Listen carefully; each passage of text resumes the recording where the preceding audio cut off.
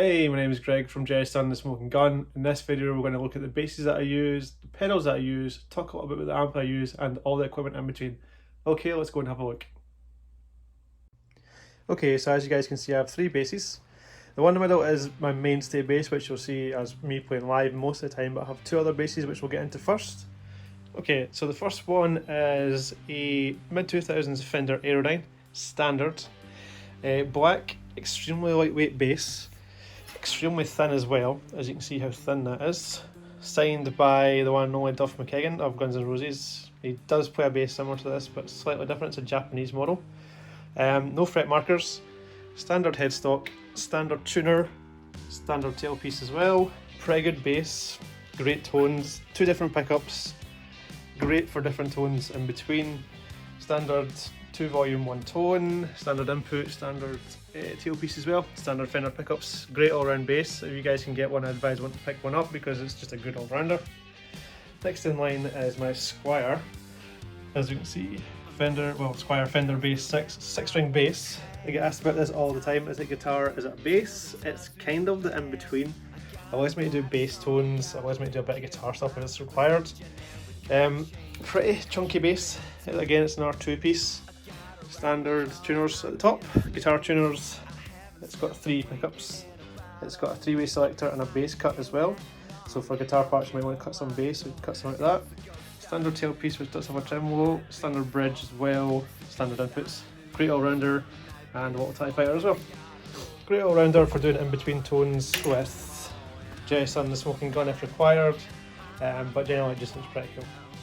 So my mainstay bass is, as you can see, it's a 1975 Fender American standard. The only bit custom on this is the tailpiece, which I'll show you. It's a badass tailpiece. I just find this is a bit better in terms of tuning and holding the strings, so I do use quite thick strings. I believe at one point I had on this guitar 125s on the top, so I had to have the nut cut. As you can see, it has been cut, but I'm using 105s or 110s now. Fairly chunky bass. Again, it's a 2-piece. As you can see, bolt-on neck, standard tuners, Fender at the top, 2 single coil pickups, 2 volumes, 1 tone, and the badass bridge as well. What we'll do is we'll also put in some B-roll so you guys can see the basses properly, and some photos to add afterwards. Okay, so that's my mainstay bass. So what you'll probably find when you come and see us live is this will probably be the bass that I'll be playing. Okay, now let's get to the pedal board.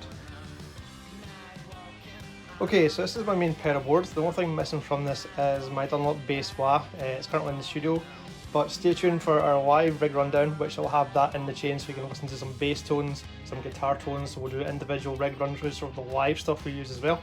But for our in-studio and recording, this is the mainstay that I use.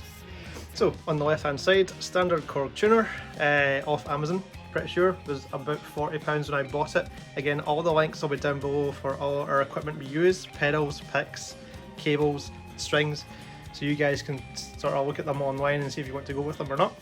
To the right of that we have an Ibanez PD7, actually I have 2. These are my main tones. These things are no longer made, but they sound phenomenal. I keep on getting asking about my tone and where I get it from. To be honest, 90% is this guy. It's on all the time. The reason I have 2 is one has a sort of dirty tone, the other one has a main drive tone, and they can be cascaded into each other to give you a next level tone. To the right of that we have a Moore reverb pedal, or SkyVerb I should say. Great little reverb pedal, super handy, great for chorus as well when you crank it, great church, great studio reverb tone. And to the right of that we have our standard Boss DD3. What more can I say about a Boss pedal? It's built like a brick, had it for years. It's set to a kind of slap back delay tone, handy for the Bass 6, or even when it's run with a sort of distortion pedal like the PD7. It gives that next level tone of sort of ambience as well. But on to the cables. The ones I use are standard Fender braided cables. I just find them better for live use because they don't stick to the floor or pick up anything off the floor. You know what I mean when you roll up cables and you find that your hands are dirty from picking up the cables. It's just the way live gigs are, but these seem to stay pretty clean and last quite long. And To right, these are the picks that I used. So your standard Jim Dunlop yellow picks for most of my bass tone, but I have been using now the John Petrucci Jazz 3s. They're pretty thick picks and they'll last forever. Give you a proper aggressive tone with your bass, so that's the sort of stuff I've been using as well. So guys, hope you enjoyed that little rig rundown of the basses I use and pedals I use. Again, links are down below if you want to check them out. The only thing I've got missing from this is my bass amp, which is a Trace at 1210, but we will be doing a live rig rundown in our HQ of the amp, of the pedals, of the basses, so look forward to checking that out later.